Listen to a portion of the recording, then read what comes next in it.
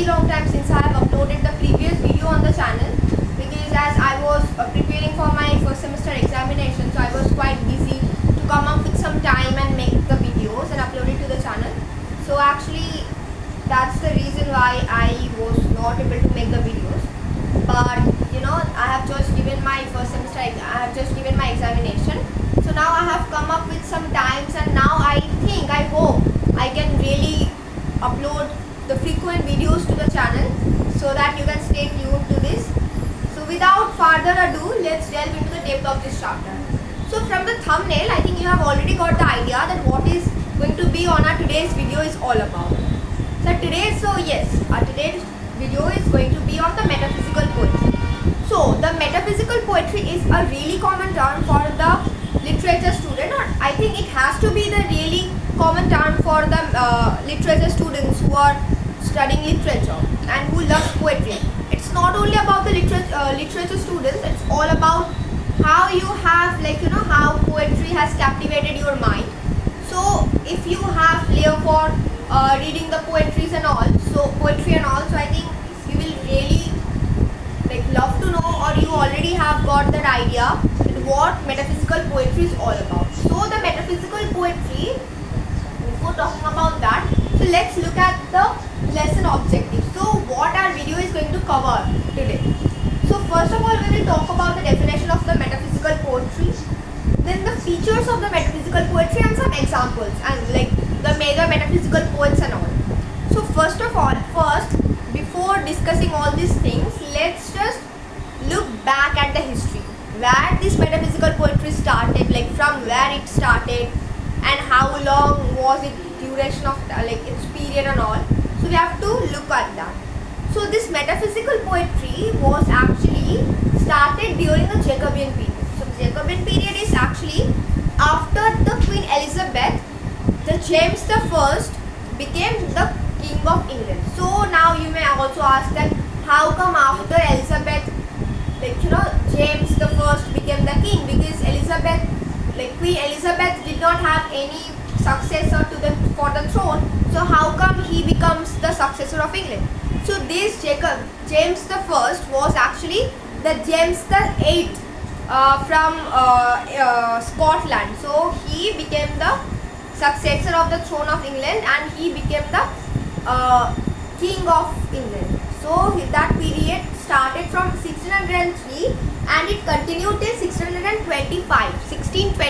It continued from it started, or it rose at 1603 and it continued till 1625. So during this period we call this as the Jacobean period. So why it took its name as Jacobean period and all, I will make another video on these things, but as our today's video is going to be on the metaphysical poetry, so let's just stick to this. So this metaphysical poetry, so now as we have already got the knowledge or an idea about this period and all, so let's talk about the metaphysical poetry. So what metaphysical poetry is all about?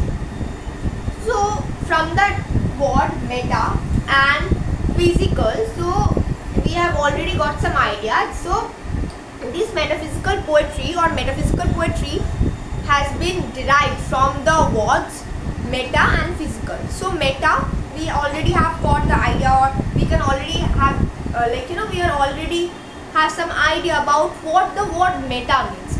So meta means beyond, beyond, and physical means the physical world. So metaphysical means something which is beyond the world, or beyond the materialistic world that we are living on, that is actually encompassed around us. So metaphysical poetry is about the poetry that is beyond the physical world, or that is beyond the world where we are living right now. So this metaphysical poetry, so it is all about the metaphysical poetry. So let's talk about the characteristics of the metaphysical poetry. So how can we differentiate between other poetry and the metaphysical poetry? So metaphysical poetry actually follows some characteristics that are really important for the learners to know, or the poetry readers to know. So what are the characteristics? So first of all, the metaphysical poetry has to be highly intellectual and analytical. So if you read the metaphysical poetry, or if you read any metaphysical poetry, it has to be highly intellectual. Highly intellectual means it will talk about most complex things in the verses in the verses of the poets. It would be analytical. Analytical means you have to think rationally while reading the poem. Apart from that, it will use conceit, which is one of the major features of the metaphysical poetry. So what is a conceit? Conceit is actually a literary figure, literary devices where the poet incorporates it in its writing, which is incorporated by the poets in their poems and all. So conceit is actually a far-fetched imageries or metaphors, not imageries but rather metaphors, far-fetched metaphors. So what is a far-fetched metaphor? So a metaphor, as we know, that which is a direct comparison between two objects. And what is a far-fetched metaphor? We are comparing two dissimilar objects in a very seemingly close, in a similar way. Two dissimilar objects in a similar way, which is seemingly unrelated. We are comparing those two things. For example, if I say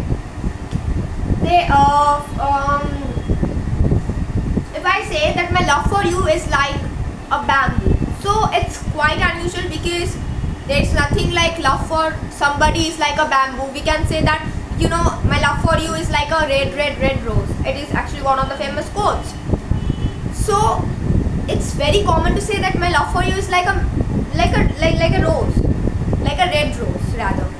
So how come I'm comparing this? My love for somebody is like a bamboo. It's really very strange, right?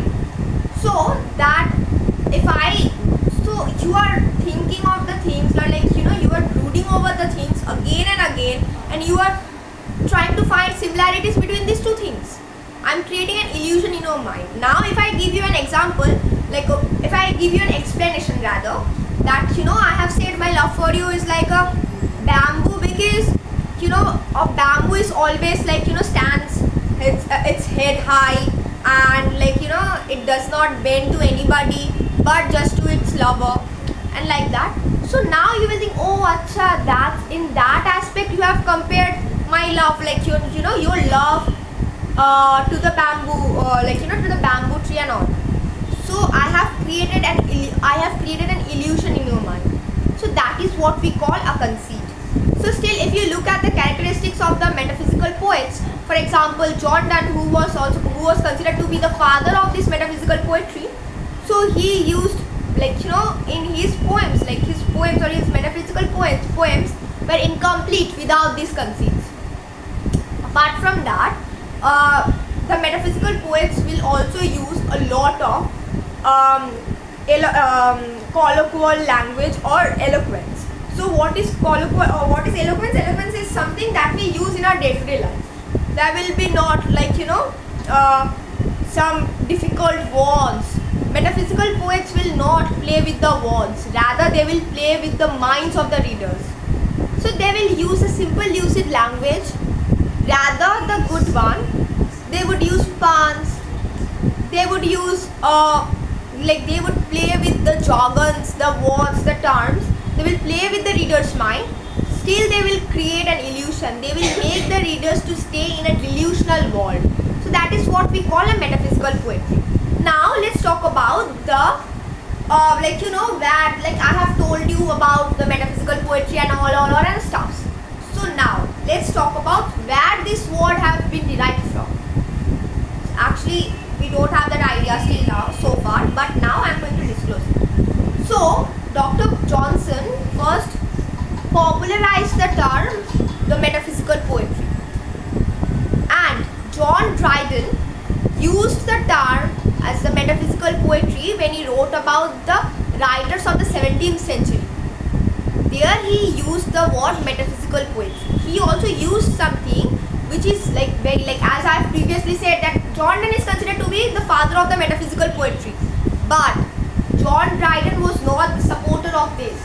John Dryden thought that John Donne did affected the metaphysical poetry. Metaphysical poetry didn't come to John Donne naturally. He had to work for that. or he, like, he was not at all, what should I say, he's not at all suitable for the metaphysical poetry, because metaphysical poetry didn't come to him at all. So he quote unquote mentioned this word, these words rather, that Donne affects metaphysical poetry. And Dr. Johnson popularized the term metaphysical poetry when he wrote about the lives of the 17th century, life of the eminent poets of the 17th century.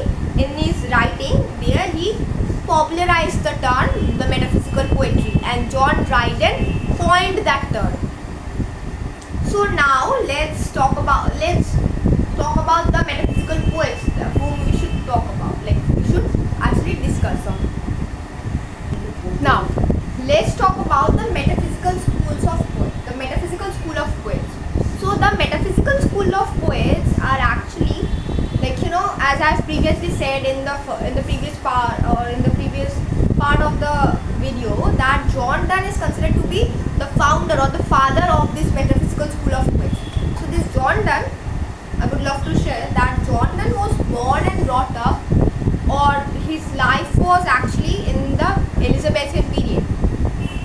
But I have said that this metaphysical poetry and all was during the Jacobean period. So how come he was, like, in that period? So yeah, so by birth and death, he was from the Elizabethan period, but he did not even, like, actually, he did not even bother to follow the Elizabethan so-called conventions about the poetical forms and all, like that they used to write about the unrequited love and the sonnet structure. Yeah, so John Donne has also some contribution in sonnet, but he is popular for the metaphysical poetry. So he actually challenged the societal conventions of that period, and he came up with some new idea, and he emerged with some new idea which is known as the metaphysical poetry. So he was the father of metaphysical poetry. That's why he is also known as, he is also known as the Browning of the Elizabethan period. He is also known as the Browning of the Elizabethan period because Robert Browning was also like the same. Sorry. So now let's look at the board.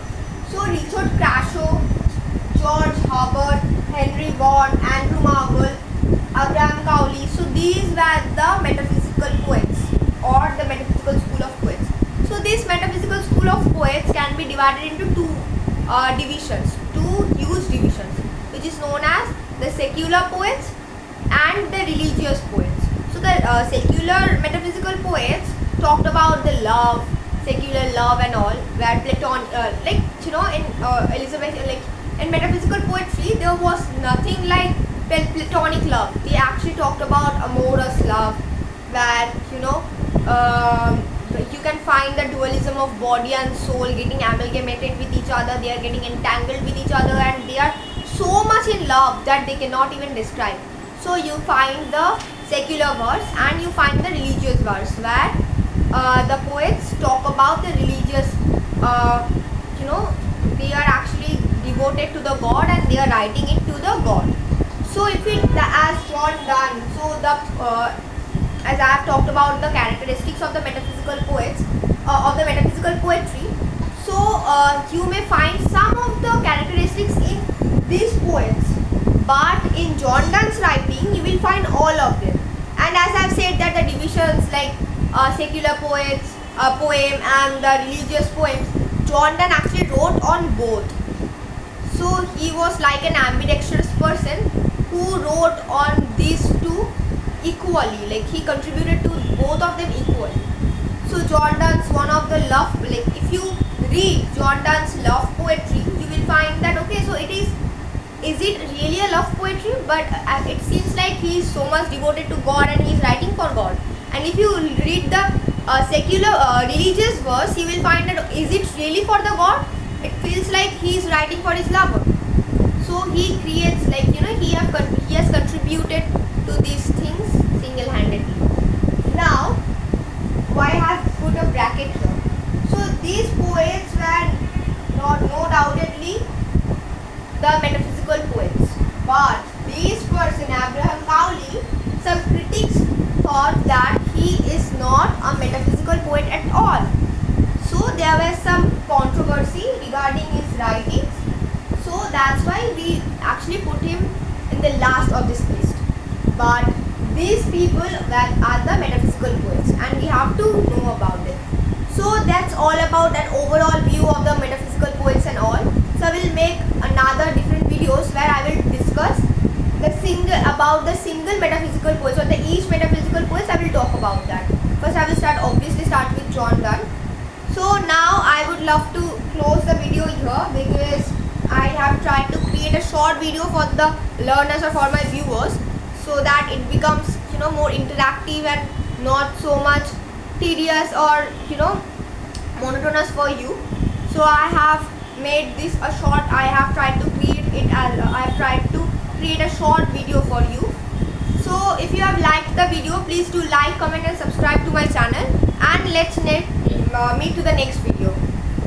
Bye everyone, have a nice day.